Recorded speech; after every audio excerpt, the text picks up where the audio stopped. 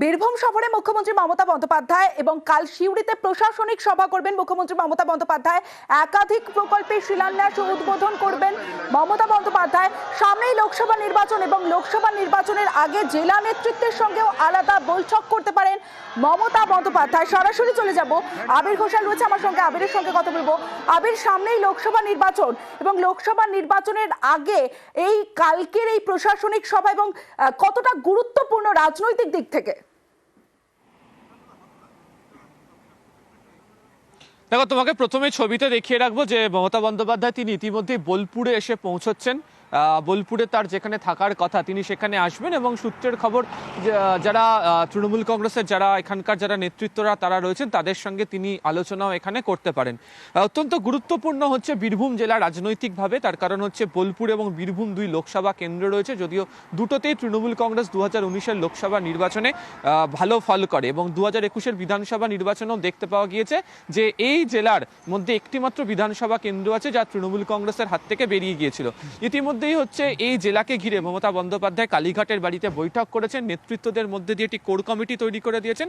যে core committee এই বীরভূমের যে লোকসভার যে পর্যালোচনা, সেই বীরভূমের লোকসভা নির্বাচনের পর্যালোচনা তিনি করছেন। তুমি দেখতেই পাচ্ছ যে ছবিতে মমতা বন্দ্যোপাধ্যায় তিনি ইতিমধ্যেই তার যে বীরভূম সফরে তিনি ইতিমধ্যে এসে উপস্থিত হয়ে গেলেন।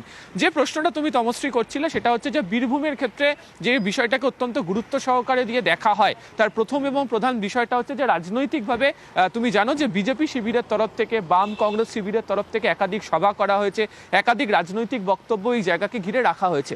যদিও তৃণমূলের বক্তব্য যে গ্রামাঞ্চলের বিশেষ করে এই দুই লোকসভা কেন্দ্রের মধ্যে সেখানে তাদের সংখ্যাগরিষ্ঠতা রয়েছে এবং এই বাজেটেও যে ধরনের সামাজিক প্রকল্পের কথা, বিশেষ করে লক্ষ্মীর ভাণ্ডারের ইস্যুকে তৃণমূল কংগ্রেস সামনে নিয়ে এসছে, তার একটা প্রভাব গ্রামাঞ্চলগুলোতে পড়বে বলে তৃণমূল কংগ্রেস আশাবাদী। আরও অন্যদিকে বীরভূমের ক্ষেত্রে সংগঠনের ক্ষেত্রে যিনি না থেকেও বলা চলে যে এই গোটা রাজনৈতিক কর্মকাণ্ডের মধ্যে থাকেন, তার নাম হচ্ছে অনুব্রত মণ্ডল। তাকে নিয়ে বিরোধীরা বারবার বিভিন্ন সময় বিভিন্ন মন্তব্য করলেও সংগঠনের ক্ষেত্রে দাঁড়িয়ে তার যারা ব্যক্তিরা রয়েছেন তারাও এখন থেকে লোকসভা নির্বাচনের প্রচারে পুরোদস্তুর নেমে পড়েছেন।